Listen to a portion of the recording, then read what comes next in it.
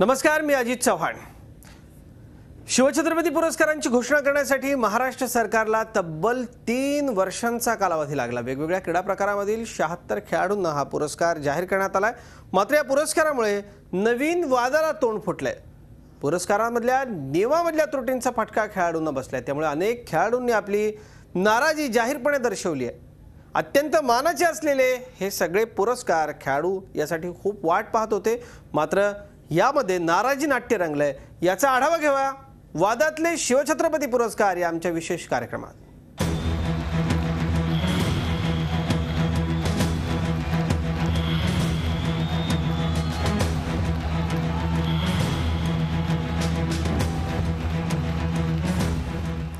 गेल्या 3 वर्षांपासून रखडलेल्या शिवछत्रपती पुरस्कारांची घोषणा अखेर सरकारने केली. यामध्ये 76 खेळाडूंना शिवछत्रपती पुरस्काराने सन्मानित करण्यात येणार आहे. या पुरस्कारामध्ये कुस्ती संघटक बाळासाहेब लांडगे, अटल बहादूर सिंग आणि ज्येष्ठ क्रीडा मानसोपचार तज्ज्ञ भीष्मराज बाम यांना जीवन गौरव पुरस्काराने गौरवण्यात येणार आहे. 8 जणांना क्रीडा मार्गदर्शक तर 5 जणांना जिजामाता पुरस्काराने गौरवण्यात येईल.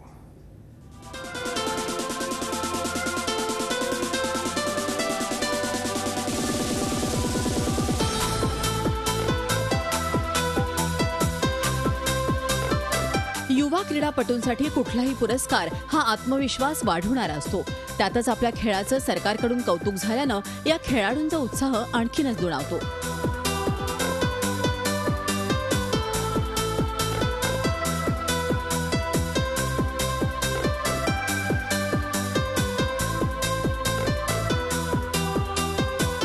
त्यातच शिवछत्रपती पुरस्कार हे खेळाडूंसाठी विशेष असतात. मात्र खेळाडूंना यावेळेचे शिवछत्रपती पुरस्कार मिळवण्यासाठी तब्बल 3 वर्ष वाट पाहावी लागली. 3 वर्षांनंतर या पुरस्कारांची घोषणा करण्यासाठी सरकारला अखेर शिवछत्रपती पुरस्कार जाहीर करण्याचा मुहूर्त सापडला. महाराष्ट्रातील विविध क्रीडा प्रकारात उल्लेखनीय कामगिरी करणाऱ्यांना हा पुरस्कार जाहीर करण्यात आला. त्याचप्रमाणे खेळाडूंना घडवण्यात मोलाचा वाटा उचलणाऱ्या प्रशिक्षकांचाही गौरव करण्यात येणार आहे. कबड्डीमध्ये सुवर्णा बारटक्के, स्नेहल साळुंखे, संगीता देशमुख, जितेश जोशी यांना हा पुरस्कार मिळाला. हॉकीमध्ये धनंजय महाडिकलाही आपल्या कष्टाचं फळ मिळालं. यामध्ये जिम्नॅस्टिकला सर्वाधिक 12 पुरस्कार मिळाले. शिप्रा जोशी, सदिच्छा कुलकर्णी, पूजा सुर्वे यासारख्या खेळाडूंना शिवछत्रपती पुरस्कार मिळाला. स्वप्नाली यादव आणि संजय टकले यांना साहसी पुरस्कार जाहीर करण्यात आला. तर बाळासाहेब लांडगे यांना 2009-2010 साठी जीवन गौरव पुरस्कारानं सन्मानित करण्यात येणार आहे. अटल बहादूर सिंग यांनाही जीवन गौरव पुरस्कार देण्यात येईल. क्रीडा मानसोपचार तज्ज्ञ भीष्मराज बाम यांनाही जीवन गौरव पुरस्कारानंच सन्मानित करण्यात येणार आहे. तर 9 जणांना उत्कृष्ट क्रीडा मार्गदर्शकाचा पुरस्कार जाहीर झाला. तपन कुमार पाणीग्रहींना जलतरणासाठी, अशोक कोडांजी दुधारे यांना तलवारबाजीसाठी, चंद्रकांत भालचंद्र जाधव यांना खो खोसाठी, सुबोध अनंत डंकेना जलतरणासाठी, अशोक गुंजाळ स्केटिंग, नरेंद्र कुमार खो खो, वर्षा उपाध्ये जिम्नॅस्टिक, काकासाहेब पवार कुस्ती, राजू मराठे यांना खो खोसाठी उत्कृष्ट क्रीडा मार्गदर्शकाचा पुरस्कार जाहीर झालाय. उशिरा का होईना सरकार या खेळाडूंना हे पुरस्कार देणार आहे. फेब्रुवारीच्या पहिल्या आठवड्यात या खेळाडूंना हे पुरस्कार प्रदान करण्यात येणार असल्याची शक्यता आहे. Bureau report, Zee Media, Mumbai. गेल्या 3 वर्षात जिम्नॅस्टिक या क्रीडा प्रकारात महाराष्ट्रातल्या जिम्नॅस्टनं आपल्या कामगिरीची छाप सोडली. त्यामुळे पुरस्कारांमध्ये जिम्नॅस्टिकनं बाजी मारली आहे. दादर येथे जिम्नॅस्टिकचं कोचिंग देणाऱ्या वर्षा उपाध्याय आणि त्यांच्या स्टुडंट्सना एकाच वेळी पुरस्कार जाहीर झाला आहे.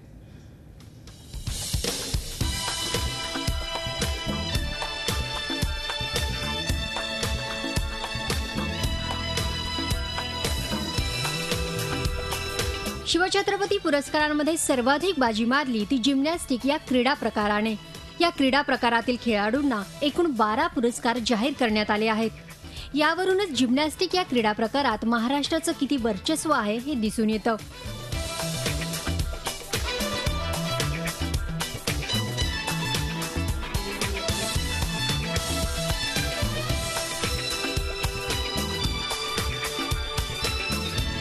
विशेष म्हणजे गुरु आणि शिष्य अशा दोघांनाही एकाच वेळी राज्य शासनाने हे प्रतिष्ठित पुरस्कारही याच खेळामध्ये जाहीर केले आहेत.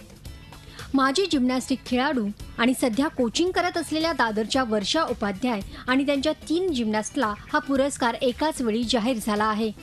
शिप्रा जोशी, सदिच्छा कुलकर्णी आणि पूजा सुर्वे या तिघींनाही शिवछत्रपती पुरस्कार जाहीर झाला आहे. तर वर्षा उपाध्याय यांना उत्कृष्ट राज्य क्रीडा मार्गदर्शक पुरस्कार जाहीर करण्यात आला आहे.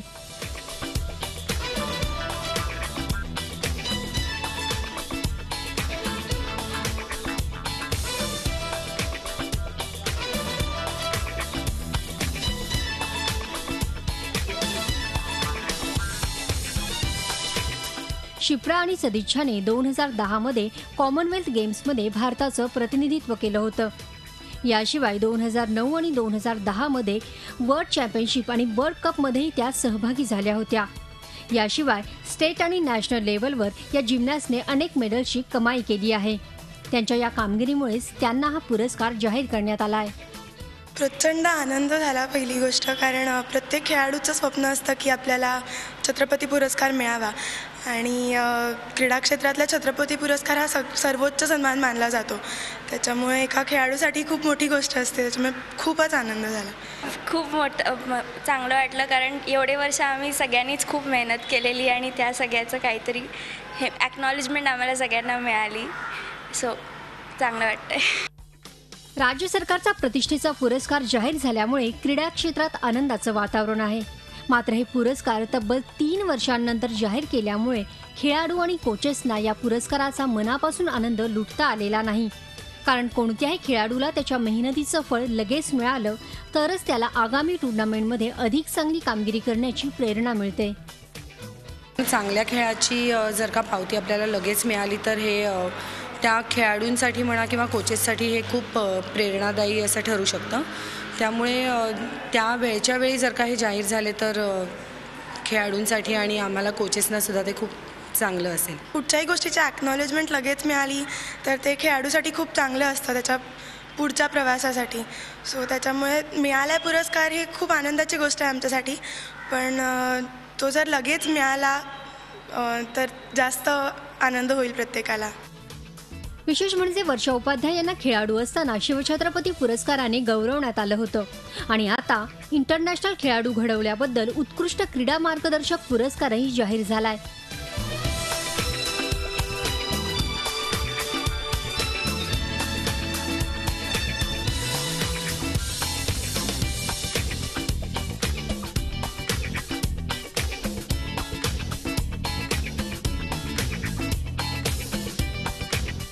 यामुळेच त्यांच्या या पुरस्काराचं महत्त्व अधिकच वाढतं. तर वर्षा उपाध्याय यांच्या शिष्या शिप्रा आणि सदिच्छाही आपल्या कोचच्या पावलावर पाऊल ठेवत कोचिंगमध्येही आपलं करिअर घडवण्यासाठी सिद्ध झाले आहेत. Bureau report, Zee Media, Mumbai. पुरस्कार आणि वाद हे एक समीकरणच बनत चाललंय. अनेक होतकरू खेळाडूंनी नियमामधल्या त्रुटींमुळे खेळाडूंची फरफट होत असल्याचं मत व्यक्त केलं. तर राही सरनोबत सारख्या शूटरवर अन्याय झाल्याचं ती म्हणते. तिनं देखील याबद्दल नाराजी व्यक्त केली आहे. पद्माकर वळवींनी खेळाडूंना आश्वासन दिलं. मात्र याआधीच जर या खेळाडूंची दखल घेतली असती तर हा वाद चिघळलाच नसता. छत्रपती पुरस्कार जाहीर करण्यासाठी सरकारनं तब्बल 3 वर्ष घेतली. एकतर वेळेवर या पुरस्कारांची घोषणा न झाल्यानं खेळाडूंमध्ये नाराजीचा सूर उमटत होता. त्यातच अनेक गुणवान खेळाडूंना डावलून त्यांच्यापेक्षा ज्युनियर खेळाडूंचं नाव या यादीत असल्यानं खेळाडूंनी तीव्र नाराजी दर्शवली. राही सरनोबत सारख्या ऑलिम्पियनचं नाव या यादीत नाही हे पाहून साऱ्यांनाच आश्चर्याचा धक्का बसला. आंतरराष्ट्रीय स्तरावर राहीनं भारताचा तिरंगा डौलानं फडकवलाय. मात्र तिच्या कामगिरीची साधी दखलही महाराष्ट्राच्या क्रीडा खात्याला घ्यावीशी वाटली नाही. अखेर राहीनं या अन्यायाविरुद्ध वाचा फोडली आणि क्रीडा मंत्री पद्माकर वळवी यांनी तिला पुढच्या वर्षी छत्रपती पुरस्कारांमध्ये तिच्या नावाचा समावेश करू असं आश्वासन दिलं. आंतरराष्ट्रीय स्तरावर चमकलेल्या कविता राऊत, अंजना ठमके, मोनिका आथरे, संजीवनी जाधवसह आदिवासी भागातील 8 ते 10 खेळाडूंना घडवणाऱ्या विजेंदर सिंग या प्रशिक्षकांकडेही दुर्लक्ष करण्यात आलं. वारंवार अर्ज करूनही टाळण्यात येत असल्यानं त्यांनी आता यापुढे पुरस्कारासाठी अर्ज करणार नसल्याची संतप्त प्रतिक्रिया दिली आहे. अंजना ठमके का गोल्ड मेडल है. फार्म मैंने भरा है. मुझको लगता है अगर इसके बाद भी गवर्नमेंट को नहीं लगता कि मैं इसके लायक नहीं हूँ तो मुझको नहीं लगता मैं आगे से कभी फार्म भरूँ. ॲथलीट ललिता बाबरनंही आपल्याकडे दुर्लक्ष केल्याचं जाहीरपणे सांगितलंय. त्याचप्रमाणे स्विमिंगमध्ये केवळ एकालाच शिवछत्रपती पुरस्कार देण्यात येणार आहे. त्यामुळे स्विमिंगमधील जलतरणपटूही क्रीडा खात्याच्या या निर्णयावर नाराज असल्याचं पाहायला मिळत आहे. याबाबत त्यांनी आपली व्यथा उपमुख्यमंत्री अजित पवार यांच्याकडे मांडली. खाडी समुद्र पोहण्यासाठी एक विशेष वैयक्तिक पुरस्कार दरवर्षी भेटायचा, जो मयूर मेहतांनी 15 वर्षापूर्वी सुरू केलेला. पण या गेल्या कालावधीपासून हा समुद्र खाडी पोहणे साहसी खेळात त्यांनी मांडला गेला आहे. आणि त्याच्यामध्ये पण मोटर क्रॉस रायडिंग, पॅराग्लायडिंग, मग हे असे खूप बऱ्याचपैकी जे स्पोर्ट्स आहेत ते सगळे एकत्र आणून त्या लोकांनी एक कमसे कम 15 ते 20 स्पोर्ट एकत्र आणून त्या साहसी खेळामध्ये इन्क्लूड केलेले आहे. आणि त्याच्यामध्ये प्लस कसं ते नॉर्मल स्पोर्ट्समध्ये जलतरण बोला तुम्ही किंवा खो खो बोला, एक पुरुष आणि एक स्त्रींचा एक अलग गट असते. पण ह्याच्यामध्ये फक्त वार्षिक एक तुम्हाला पुरस्कार देणार आणि ते कुठच्याही स्पोर्ट्समध्ये असू शकते. आम्ही माननीय उपमुख्यमंत्री अजितदादा पवारांना भेटलो, जे महाराष्ट्र ऑलिम्पिक असोसिएशनचे प्रेसिडेंट पण आहेत. त्यांना आम्ही सगळी आमची खेळाबद्दलची कैफियत मांडली आणि कसा अन्याय झाला शिवछत्रपती पुरस्कार देताना याबद्दल त्यांना समजावून सांगितलं. त्याबरोबर त्यांनी आमचं गारणं ऐकून घेतलं आणि ताबडतोब क्रीडा मंत्र्यांना फोनवरती विचारणा केली की बाबा जलतरणाचे खेळाडू आलेले आहेत, आपण तर म्हणताय की पारदर्शकपणे आम्ही सगळे अवॉर्ड्स घोषित केलेले आहेत, पण या जलतरणपटूंच्या जर व्यथा ऐकला तर असं वाटतं की खरोखर त्याच्यामध्ये तथ्य आहे. त्याबद्दल तुमचं काय म्हणणं? त्यावर त्यांनी उत्तर दिलं की आम्ही सुद्धा त्रुटीबद्दल काहीतरी फेरविचार करतोय. रामकृष्ण मोरे क्रीडामंत्री असताना 2001-2002 मध्ये शिवछत्रपती पुरस्कार वेळेवर जाहीर झाले होते. मात्र त्यानंतर सरकारला कायमच हे पुरस्कार जाहीर करण्यासाठी मुहूर्त शोधावा लागला असं म्हटलं तर काहीच वावगं ठरणार नाही. पुण्याहून नितीन पाटणकर, नाशिकहून योगेश खरेसह देवेंद्र कोल्हटकर, झी मीडिया, मुंबई. कबड्डीपटू सुवर्ण बारटक्केलाही शिवछत्रपती पुरस्कार जाहीर झाला. हा पुरस्कार मिळाल्याने ती अतिशय आनंदित आहेत. शिवाय तिने या पुरस्काराचं श्रेय आपल्या मेहनतीबरोबरच आईवडिलांना दिलंय. सुवर्णाशी याच पुरस्काराविषयी बातचीत केली आमच्या क्रीडा प्रतिनिधी मेघा कुचिक यांनी. शिवछत्रपती पुरस्कार विजेती कबड्डी प्लेयर सुवर्णा बारटक्के आपल्याबरोबर आहे. हा पुरस्कार मिळाल्याबद्दल तिला काय वाटतं आणि तिच्या आगामी करिअरबाबत आपण तिच्याशी बातचीत करूया. सुवर्णा, सर्वात प्रथम तुला जेव्हा कळालं तुला शिवछत्रपती पुरस्कार जाहीर झाला, हे जेव्हा तुला कळालं त्यावेळी तुझ्या मनात काय भावना उमटल्या? प्रथम जेव्हा कळालं तेव्हा त्या दिवशी संध्याकाळी नेटवर लिस्ट जाहीर होणार होती. मी वाट बघत होते त्या संध्याकाळची की कधी लिस्ट संध्याकाळी नेटवर येते आणि मी बघते. प्रथम मी लिस्ट बघितल्यानंतर खूप आनंद झाला. त्यावेळेस मी माझे कोचेस, माझे आईवडील सगळ्यांना ही बातमी जेव्हा कळवली तेव्हा मला खूप आनंद झाला की इतक्या वर्षानंतर छत्रपती पुरस्कार जाहीर झाला. आणि तू सेलिब्रेशन कसं केलं तुला हा पुरस्कार जाहीर झाल्यानंतर? त्यानंतर कंटिन्यूअस आत्तापर्यंत दिवसभर फोन चालूच आहे. प्रत्येकाचे अभिनंदनासाठी फोन येत आहेत, कार्यक्रमासाठी इन्व्हिटेशन्स येत आहेत. खूप आनंद झाला आहे की एवढ्या वर्षानंतर छत्रपती पुरस्कार जाहीर झाला आहे आणि 3 वर्ष आम्ही म्हणजे महाराष्ट्राच्या प्रत्येक खेळाडूंना असं वाटतं की हा पुरस्कार मिळावा. सुवर्णा, खरं तर हे जे पुरस्कार असतात ते खेळाडूंना प्रेरणा देण्यासाठी असतात. मात्र सरकारने 3 वर्षानंतर एकदम जाहीर केलेले आहेत. याचा खेळाडूंच्या मानसिकतेवर काही परिणाम होतो का? 3 वर्ष आम्ही फक्त वाट बघत होतो की आज यावर्षी डिक्लेअर होईल पुरस्कार. यावर्षी फायनली यावर्षी 2014मध्ये डिक्लेअर झाला आहे. त्यामुळे आम्ही सर्व खेळाडू खूप आनंदित आहोत आत्ता. पण तुला असं वाटतं का वर्षाच्या म्हणजे दरवर्षी हे पुरस्कार जाहीर व्हावेत, असे एकदम अचानक 3 वर्षांनी डिक्लेअर होऊ नयेत?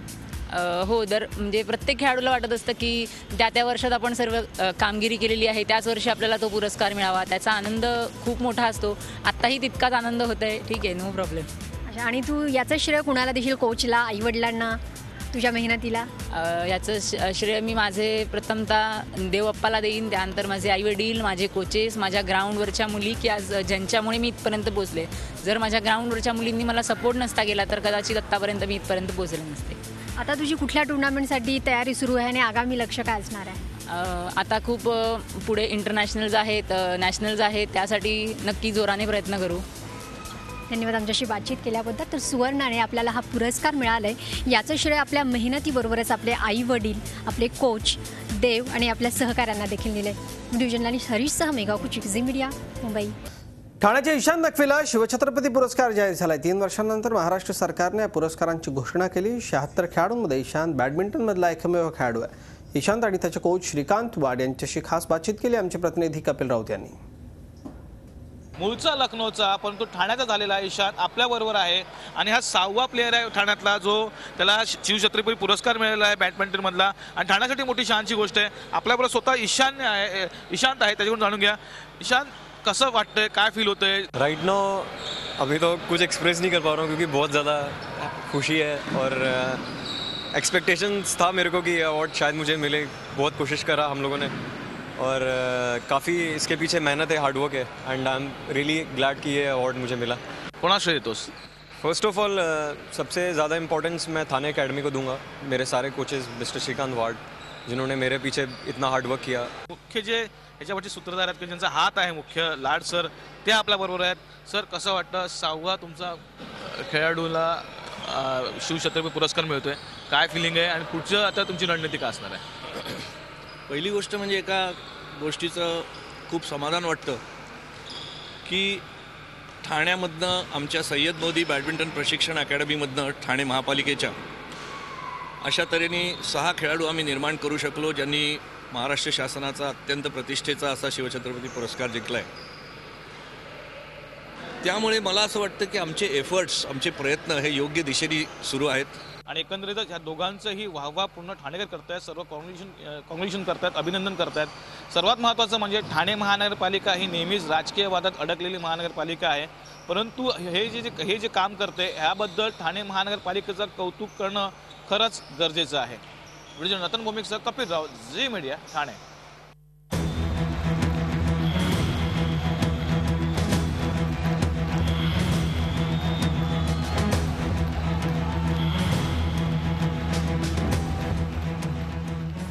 झी 24 तास, एक पाऊल पुढे.